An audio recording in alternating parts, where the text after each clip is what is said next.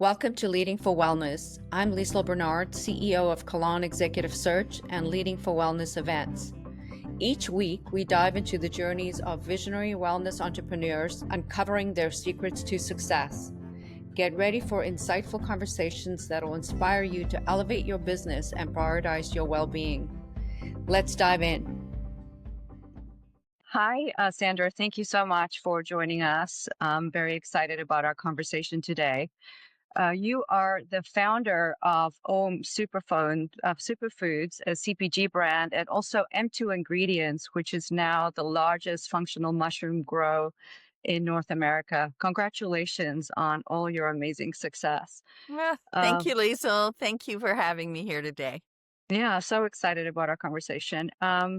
I wanted to start by asking you if you look back over your incredible career, 15 years of building this company, well, both companies, what are the three milestones that really stand out in your mind as pivotal? Well, I would say the first was just getting the business up and running, right? You kind of have an idea about what you want to do, but putting that into practice and actually following through with that idea is something that often doesn't happen. There are a lot of Yeah, people that talk about ideas they have, but actually acting on it, making it into a real business, takes discipline and dedication. And so I would say was the first one, just getting the business up and running. And then there were some really key milestones that were unique to each side of the business. So on the side, getting into Whole Foods Global was a huge opportunity for us that really helped us get a number of different products on their shelves. We had been in 5 of their regions, so in a good percentage of their stores, but when they decided to bring us in globally, which meant virtually in every store, and they brought in a lot of our SKUs, then that really gave us an opportunity to communicate to consumers and then to also innovate further with their partnership. And that led to other opportunities with other retailers.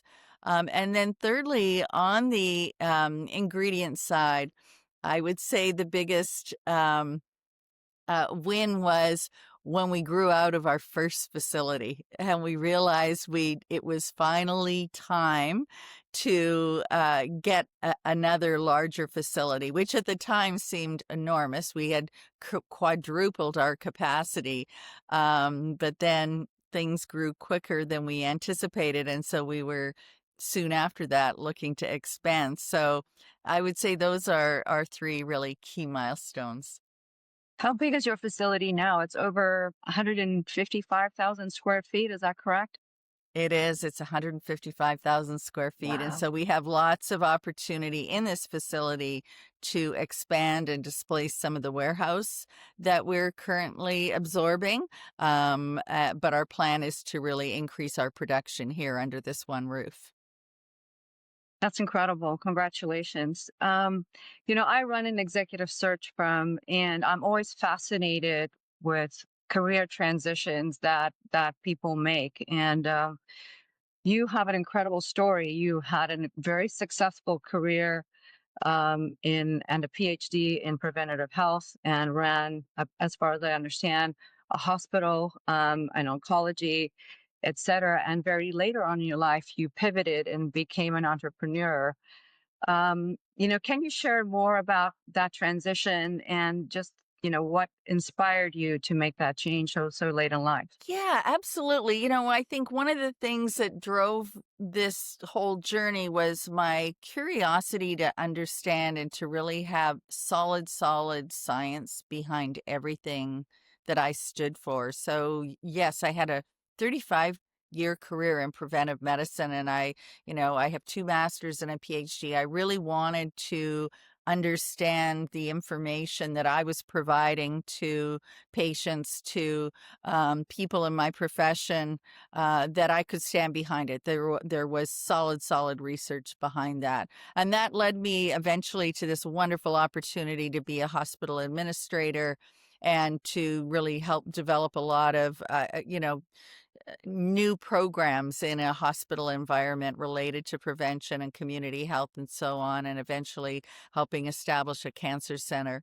Um, During that time at the hospital, I was in charge of many different business units. So people maybe don't think of hospitals as businesses, but they are. And so during that time and in other prior experiences, I had an opportunity to really understand business development. So all these things kind of layer in your lifetime that prepare you for an opportunity. So when I met Steve Farrar, my co-founder, at a integrative medicine conference, I was at a point in time where I had this background in science and preventive medicine, but importantly, I also had a background in business.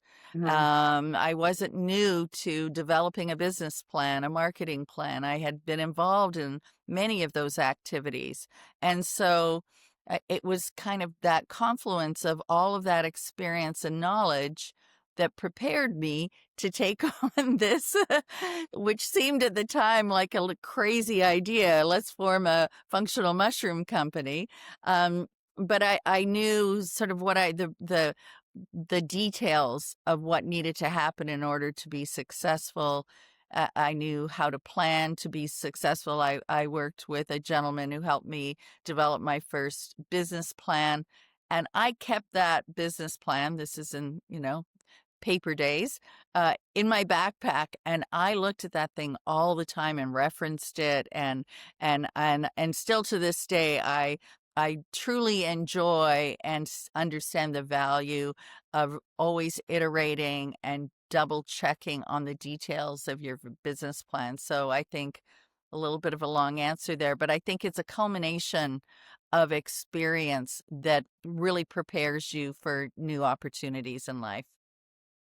Yeah, and I think a lot of people don't have, almost to say, the guts to start a new career or to become an entrepreneur later in life. And what advice do you have for them? Especially in the CPG and nutraceutical space, which we work in. Hmm. I think, and especially as a woman, sometimes I think it takes even a little bit more to have the confidence to do that. And what advice do you have for entrepreneurs, and especially women entrepreneurs? Hmm.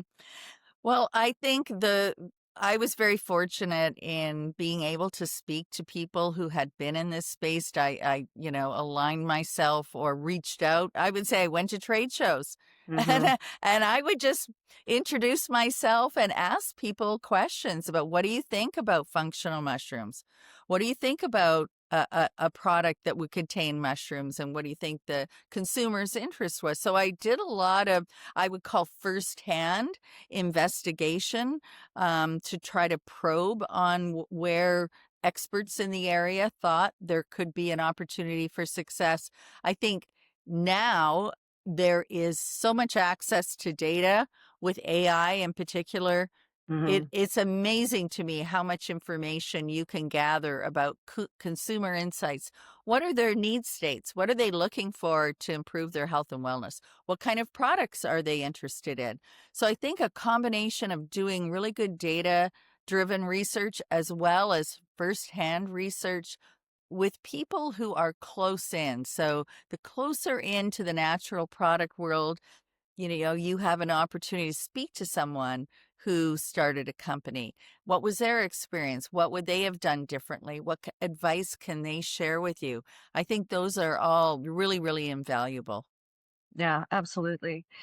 I think the one thing that I want to come back to what you just shared, which I'm a big believer of as well, as having a clear vision. You mentioned that you had this business plan and that you revisited and thought about it constantly, and you Hmm. visioned, executing on it and having success, the outcome of the business plan. And I think you obviously still do that to this day, have a Hmm. really clear vision of what's next for the brand and also for the M2 ingredient company. Do you want to share a little bit about your personal sort of discipline in keeping that vision very clear in your head, even from the very first day that you started? Yes. I would say there were many, many times early on when people gave me advice to, and in a very well-meaning way, but it throws you off course sometimes when people are constantly suggesting to you that you go in different directions. I think the discipline of being focused is so, so important. And so that you land on what you were wanting to achieve and really focus in on that, that will give you the best information and feedback of the opportunity for future success. When you are looking at a variety of different opportunities and you're just kind of putting your toe in the water on 10 or 12 or more different things, you really don't have an opportunity to evaluate it, to properly resource, your time or other resources behind those opportunities. So I think for me at the beginning, that was the biggest challenge, and it remains a challenge. People are often recommending different opportunities for our business on both sides, and the discipline of saying, that sounds really interesting, we can't consider that right now, but maybe we can put a team or some resources behind looking into that, but making sure you don't derail the path that you're on. I think that is really, really important. Yeah. And I think a lot of entrepreneurs struggle with that. I think a lot of people didn't know or don't know that you originally started out as an ingredient brand, right? Mm-hmm. That was the focus. And you shared the story with me that at some point you realized that, people are not understanding the benefits of functional mushrooms as an ingredient. And that's at that point you launched the OM Superfood CPG brand. I'd love you to share a little bit of that journey and just what you did in order to make that brand so successful so quickly. But it was almost a reaction to people not understanding mushrooms as an ingredient, right? Absolutely. Mm, When we started the company, there was very, very little awareness of mushrooms as an ingredient and their uniqueness, the uniqueness of the different species, the uniqueness of their different benefits, cognitive health, immune health, sports performance, many, many other applications. And Steve and I would go to a trade show called Supply Side West, which is now Supply Side Global. It's coming up in the end of the month, and we'd have our little trade show booth there, and we would be like carnies at a carnival, like trying to get people to come in and talk to us, and there was so little awareness and understanding, and most formulators wouldn't consider putting our ingredients in their product. They just didn't feel there was an audience. So I had been to Expo West, Natural Products Expo West, and seen all these wonderful, wonderful brands and seen how they were able to market their products and create consumer awareness. And that's when I decided we needed to have our own brand. So we formed OM, and set out to innovate, to create products that were new to the industry. So we were the first ones, for instance, to put mushroom powder into a pouch. And I did that at the time because the juicing craze, this is when mm, Vitamix was really having its heyday. And I would stand in retail stores and just observe consumer behavior. And I noticed in the capsule part of the supplement area, consumers would kind of spend a little bit of time. Maybe they'd ask for some advice and then they'd move on. But in the sort of superfood area where the proteins and chias and all these add-ons to your juicing or smoothie were, people would stand there for up to 30 minutes at a time and they'd read labels. So I thought, aha, that's where I want to be. And so we created the mushroom powders that was unique. We soon after created a drink, a stick that was flavored, and it contained cordyceps, which is a natural source of energy, get a B12 and an orange flavor. And so as those products had success, other brands noted that, wow, consumers are willing to put mushrooms in their smoothie or their green juice, and now of course their coffee, or put it in their water if it's flavored. So that started the flywheel. Other brands then came to us wanting us to help formulate products for their brand. And so that's how the genesis of the brand started, and then it helped with the expansion of the overall mushroom channel. That's brilliant that you did that. And I know you also shared with me that initially you had to go into almost every Whole Food store and stand there and actually sell the own products, or, have people try it. Tell us more about that. Yes. So before Amazon purchased or acquired Whole Foods purchasing was done regionally, and there were 13 regions. And so you would submit your products according to a calendar that they have, and they may or may not have reached back out to you. You never knew. But what happened early on was, as I was accepted to different regions, they'd say, "You're accepted, but you have to sell in store by store."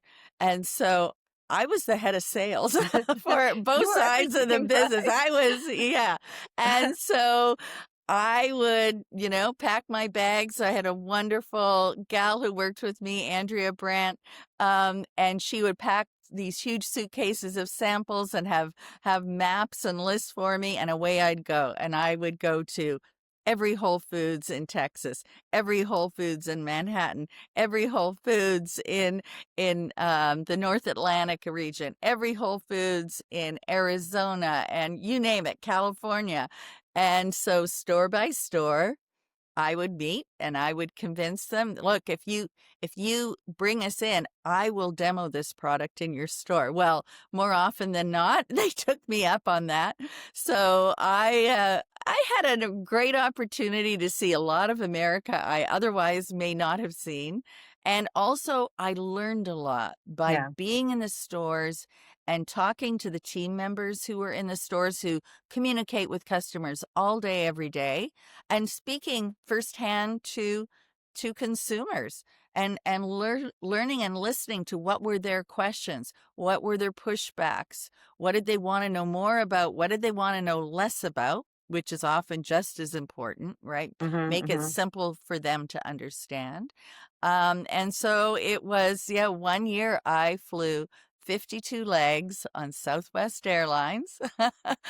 I was on the go every single day, just driving and then flying, and away I would go, on and on. And so once we got that kind of placement, honestly, it was really that following year where I got the call from Whole Foods, and they did bring us in globally. So it Wow. was a lot of work, but worth it.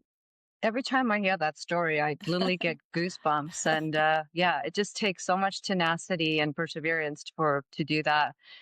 I think a lot of women and a lot of entrepreneurs, but especially women, suffer from imposter syndrome. Not thinking that Mhm. they're good enough or they can do something. Is that something that you ever struggled with?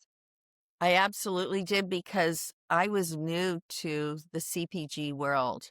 My background was in preventive medicine. I was, very, very comfortable in the health and wellness industry. But I was the first to admit that I had no experience in CPG. So when I would sit in meetings with our board and investors or others who were in this world, I tended to not speak up, because I was sure that everyone knew so much more than I did. And that is certainly true. In many cases, I have had the benefit of working firsthand with some great salespeople who know how to position products, know how to help market products.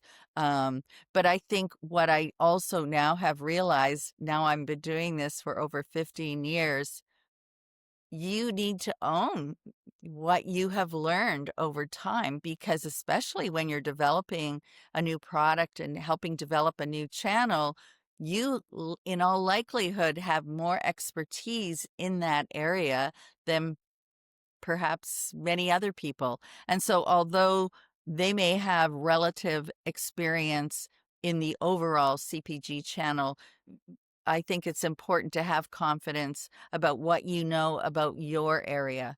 And yes, it takes some time to gain that confidence for sure. Yeah, yeah, absolutely. Okay. So I think, what I'd love to learn more about too is, often people have mentors and people that inspire you. Were there mentors throughout your journey in starting both brands, or people that inspired you in times that, was challenging, to sort of keep the motivation and confidence, when things were challenging? Were there people that stand out, in your mind? Well, I think there were a lot of other entrepreneurs who I've met through the many years of being at trade shows who have been very, very generous in sharing their experience. And if I will say, if people are honest with you, they will share that they had challenges. I mean, it's not a straight line, and there's no book that you can learn from that is going to really identify all of the bumps in the road that you may hit. I mean, when you think of all the circumstances that often shape a business, you think of things like COVID. Think of the amount of challenges, good and bad, different companies experienced during COVID. The right now with tariffs, think of all the Mm, experiences people are having. So I think the thing that I really, really appreciated was speaking firsthand to individuals who had been in our industry, whether it was on the B2B side, talking about equipment and challenges ordering equipment or getting it to function the way it was supposed to function. And people would share with me, oh my gosh, yeah, we had this piece of equipment and it never did work or whatever. And then on the brand side, also challenges with, making sure that your promotions hit and all of your timelines hit. So I think just that sharing has been so, so invaluable, because often, getting back to your imposter syndrome question, often you feel, oh, it must be me. I just must not know enough. I must not be prepared enough to really be in this business. But in fact, we're all learning. We're all learning as we go, but you feel so much more emboldened. I think one of my favorite books is Shoe Dog. I love that book. Right? Yeah, It's yeah. such a great book. And it's such a page turner. You wonder, how is he going on? Like Phil Knight hit so many roadblocks that were absolute game change. Like, you thought it would be all over. Well, why would that man persevere? And he did. And he Yeah, yeah, kept picking himself up and reinventing, not so much reinventing, but he just persevered. And importantly, he had a team of people. That was one of the parts of the story that really resonated with me. He had a team of people that believed in him, believed in the possibilities, and they stuck with him through yeah, all those hard times. And I would say I feel very fortunate that we have had a core group of people from the beginning, that, we all have worn many, many hats and done many things and ridden hard times and good times. But we've all believed that we could persevere and grow. And here we are today. It's been wonderful. and I think I truly believe too that if the leader or the founder has vision and they can articulate that and share that with the people around them, it's easy to have people that come with you. But I think it really takes a founder to have clear vision and being able to articulate that even in difficult times. And I think the other thing I take out of what you're saying is that reaching out to people and asking for help and asking for advice and maintaining an open heart. This is sort of a topic right now, maintaining an open heart and asking for help. People reciprocate when you come to them, and from that place. So, and, I witness you doing that all the time, and I think that's an incredible quality to have as an entrepreneur.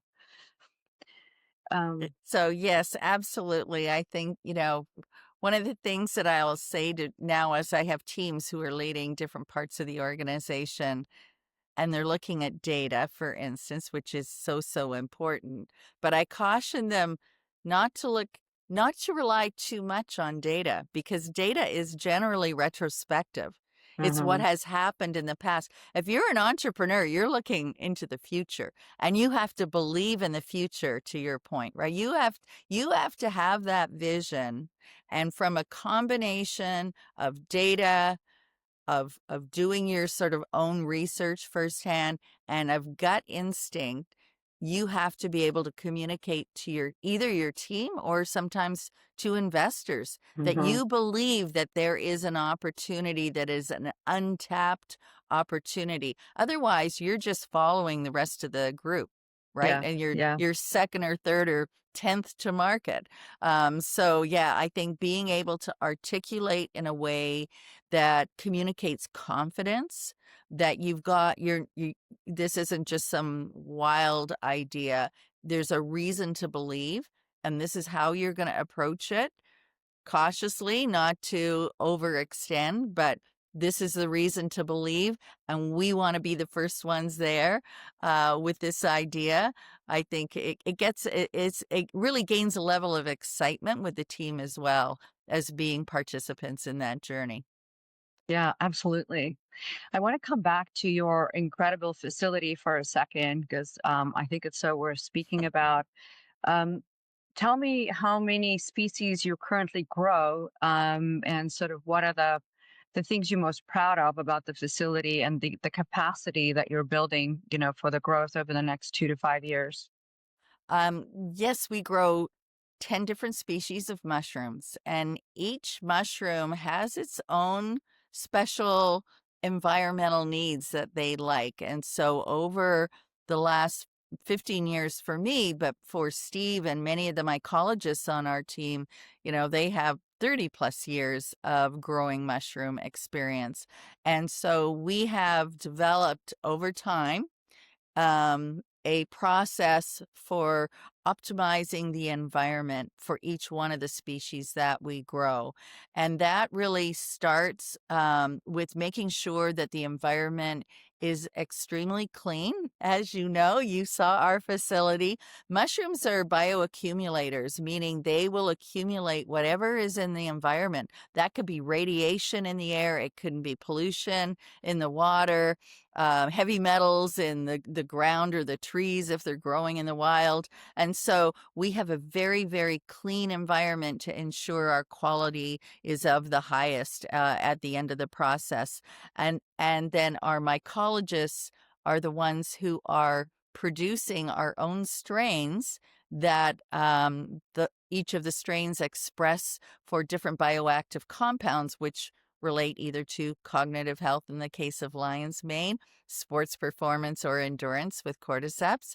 And then we have grow rooms that keep those mushrooms optimized to express those compounds to really grow through their full life cycle. And so we control the lighting, the temperatures, we control the oxygen in the room, which mushrooms love oxygen as we do.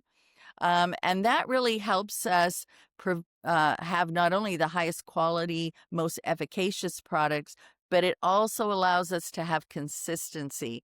As we know, Mother Nature is not very consistent in the climate. And if you're growing a crop outside, that can really cause a lot of changes in the end product. So this allows for great consistency from one lot or crop to another.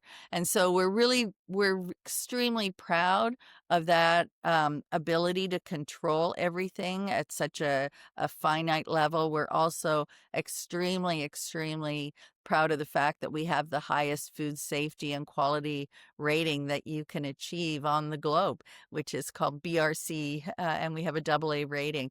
And so we, as a company, that is a big pillar in our values, and we we are very, very proud of all of the work and effort that we do to maintain that high level of quality. Yeah, it's incredible facility, and it was very impressive to see. I think a lot of people are a little bit overwhelmed when they go to a supplement shelf or look at mushroom ingredients on, gosh, there's so many varieties, right? Mhm. And Mhm. what's beneficial. Is it possible for you to share sort of, some of the main health benefits that mushrooms bring uh, to us, and what your recommendations are for people to take? Yeah, I think the first thing you want to think about is, what do I need right now in my life? What would make Hmm. my life better? Do I need more energy? Do I need more focus? Am I just feeling like I'm kind of run down? And I think that's sort of the first litmus test. You want to sort of evaluate where you're at. If you're feeling like you just need a general overall health and wellness benefit related to your immune function, which ultimately relates to your gut health, Hmm. then a blend of mushrooms is going to give you the highest impact. So having, several species in the line, we have Master Blend, and we've done some incredible research that shows how that synergy of all those different blends really optimize the beneficial bacteria flora in your gut. And Is so that a powder? yes, it's either in a powder, it's in a capsule. It's also part of a protein blend, vanilla chocolate or or unflavored protein blend. And so that will translate to improving your overall gut health. It will help, therefore, help you absorb more nutrients effectively in your gut, which will, you will see Enhance that your in health. your general energy level and your general, even in your hair and nail development, right? Because you're getting more nutrients, you're getting improved circulation. um, when it comes to memory and focus, we have done so much research on lion's mane mushroom, and what we've learned is it's not only important to include the full life cycle of the mushroom, the fruit body and the mycelial stage, but it's also really, really important to process that mushroom under low heat at the end, because the nootropic compounds, which are active in helping stimulate your nerve growth factor, can be denatured at high temperatures. They also will not come along in a hot water extract. So a lot of companies do hot water extracts of lion's mane, and they're leaving the nootropic compounds behind. So having a full spectrum, unextracted product is likely going to give you the most benefit. And we've seen that in the clinical trials that we have done. And then my most favorite mushroom is cordyceps. Cordyceps is a mushroom that gives you natural energy through helping you have utilize oxygen, to inhale more oxygen, to utilize that oxygen more effectively through having increased hemoglobin levels. And so all of that translates to more oxygen available to you. If you're an athlete, you have an ability to help increase your endurance. We've been involved in studies looking at max VO2, but just on a general day-to-day basis, I take cordyceps every day, and I attribute a lot of my ability to have these long days and feel energetic at the end to taking cordyceps. I think it helps me have a natural flow of energy all day long without any crash at all. So there are a lot of different products that are on the market right now. I think the important thing for consumers is to, understand a little bit about what their needs are, and make sure they're getting a product that has transparency, that has science behind it, and that has an adequate dosage. There's, as trends come into the marketplace, there are different products that may not pay as much attention to the dosage that they're providing to the consumers. So I think those are three areas that consumers should be on the watch out for. Amazing. And there's information on your website if people wanted to learn more about the different species and so Yes. forth. Yeah. Yes, Fantastic. absolutely. Great. Yes. So what does the next chapter look like for M2 ingredients and OM? What does the next 2 to 5 years look like?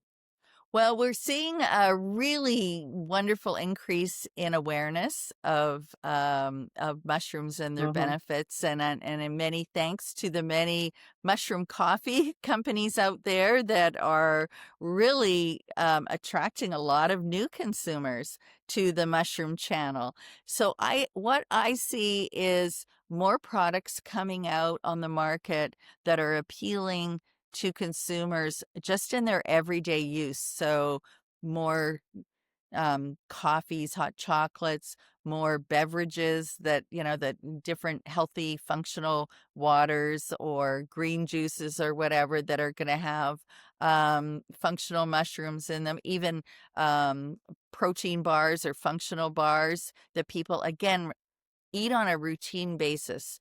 I think we're going to see more and more products out there that contain functional mushrooms. I also truly believe that right now there's a lot of recognition of lion's mane as an individual species, and people know that it's, I was in an Uber not that long ago, and my Uber driver said, "Oh yeah, lion's mane. I take it and I give it to my grandmother as well." And I mean, he knew all about it, right? So I think now there is more awareness of mushrooms as a kingdom and their benefits. I think the uniqueness of each of the species. So I think cordyceps is really, really getting a lot of people's attention right now as we're all looking for a natural source of daily energy, or if you're an athlete and you want a natural source of improving your exercise performance, I think that's going to be a new upcoming mushroom. And then I think in the whole gut health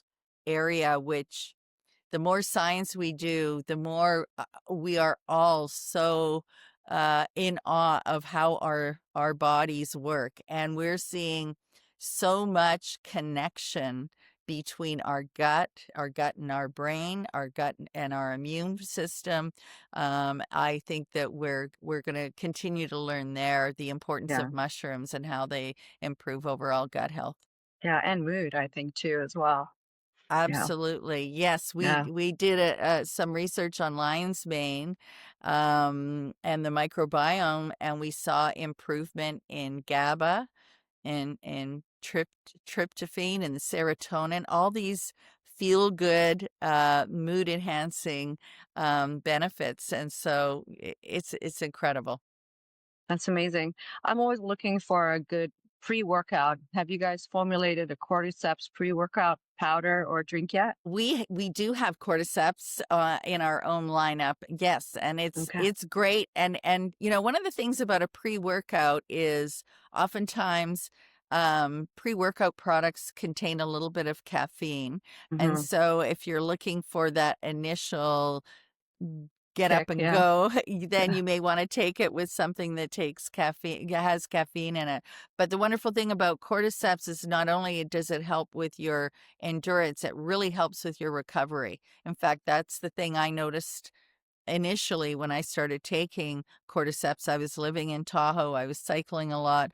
I noticed the next day I really wasn't that sore. And it was that ability to recover. So all the antioxidants that are present, as well as the butyrate that we see in the gut as a result of taking cordyceps that help with recovery. Amazing. I want to ask, I know you come across as someone that obviously has a very strong intuition. How do you cultivate that, you know, uh, sense of security and strength within yourself to follow your intuition? Do you have a spiritual practice? Sort of what is your way of connecting with yourself and maintain that sense of intuition and vision for your life?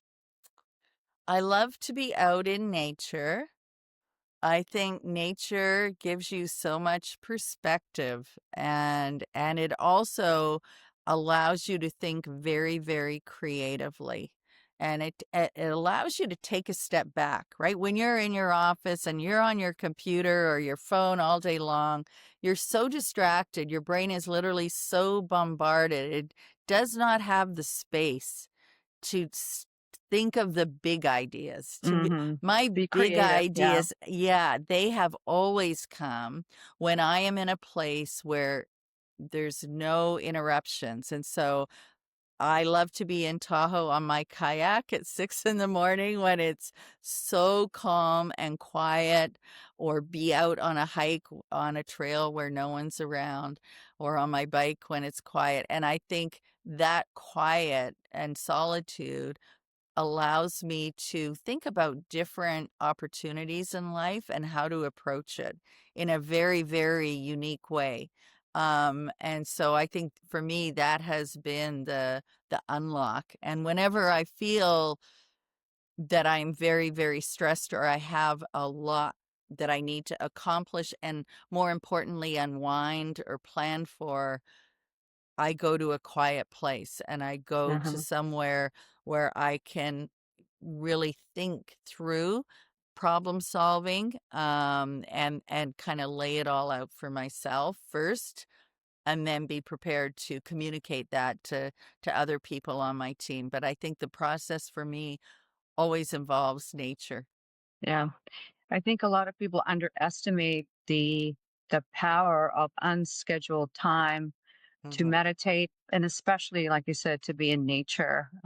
Because I think working harder is not always the answer, right? It's sometimes Mhm. it's stepping back and, you know, accessing that guidance and accessing that intuition that you get through the guidance, I think is so important. And I think you're such a great example of that. What are your personal biohacks for staying so vibrant and energetic outside of mushrooms? Well, I think it's exercising in nature for Hmm. sure. I Hmm. think that is definitely a part of what I love. I look forward to doing, frankly, right? It's not like, oh my gosh, I've got to go to the gym, or I can't wait to get outside Yeah. and exercise. So that's something I really get a lot of enjoyment out of. I think also being curious and always being open to learn.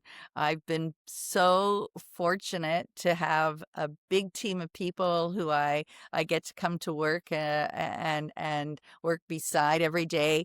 And as we've grown the team, there are people who have come in with so much more knowledge and experience in areas that I do not have. And so I love being in meetings and learning from new individuals on our team, or sometimes from clients.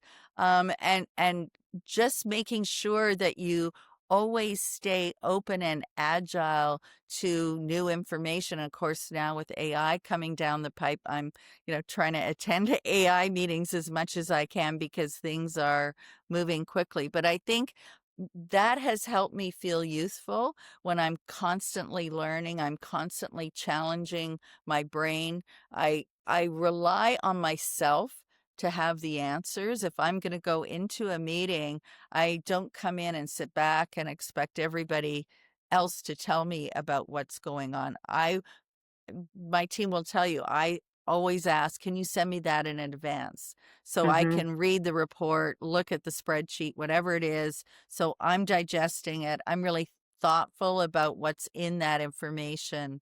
And then I can participate, right, as well, and weigh in if it's appropriate. So I think putting that sort of onus on yourself is super important to keep your all those neurons charging all the time. Yeah, neuroplasticity, continue the new Yes. connections all the time.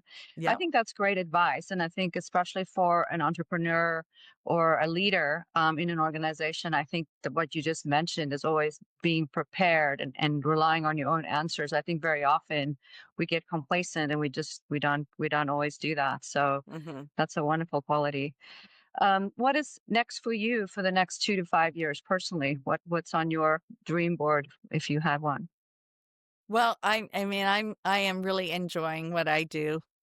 I feel very, very lucky to come to work every day, to be part of an industry that I just get so much enjoyment, and I'm in awe of seeing other entrepreneurs, other companies, and what they are doing. I am so impressed with so many of the movements, the regenerative agriculture movement right now, that is getting a lot of traction. So doing things that are better for the planet, better for consumers overall. So for me, making sure that I'm still participating in our activities here at M2 and OHM, but allowing the next generation to really take the reins as well. And so that also provides a lot of enjoyment for me as I see, again, different team members come in and own different parts of running the business. But I think, being able to see as we expand internationally, as we expand into different food and beverage applications and be part of that journey, I think I'm going to be able to enjoy that and probably also get back to a little bit more balance in my life. I have definitely, I would say, been a little bit over involved in the business during the past 15 years. And so now being able to have more time with family, more time with friends is a good way for me to go forward. You're such an inspiration. I remember you sharing with me a while back that you're so grateful to have something that you can be so involved with, even at this stage of your life. And I think a lot of people retire, at 50 or 60, and then they just don't have anything that they're super involved with. And I think you're right, it's such a gift to have a space where you can still be creative and contribute and be stimulated by and stay curious from. So yeah, it's pretty impressive what you've built and how involved you still are. And I wish you all the success. And it's been such a joy to get to know you. Thank you so much. Well, thank you, Liesl. And yes, I have, I'm 70 years old. And so I have a lot of my friends have retired. And I've seen many people retire unsuccessfully, meaning they feel they've lost their way, they don't have that sense of purpose. Yeah, And that can cause depression, right? It can lead to all kinds of medical issues as well. And so, that's one of the really great outcomes of that book, The Blue Zone, yeah, is in all of those cultures, the one variable that was consistent in all of those centenarians was having a sense of purpose. yeah, Some of them were vegetarians. Some of them, didn't drink alcohol, but they all had a sense of yeah, purpose, of belonging to a community and a sense of purpose of what they needed to do to contribute to that community. And I'm very, very grateful that I wake up every day and jump out of bed and away I go. And I am very, very happy that I have the ability, both from a physical perspective, but also from a mental perspective, to participate with everybody on a daily basis. yeah. You're an inspiration, and I'm sure mushrooms had something to do with all that. Oh, for sure, for sure. Great. Well, thank you so much for your time, Sandra. Really appreciate it. Thank you for having me today, Liesl. Thank you for tuning into Leading for Wellness. This podcast is powered by Leading for Wellness CEO and Investor Events and Colon Executive Search. If you enjoyed the show, please rate and review us on your favorite social media platform. And to learn more about our services, visit leadingforwellness.com or colonsearch.com and follow us on Instagram as well.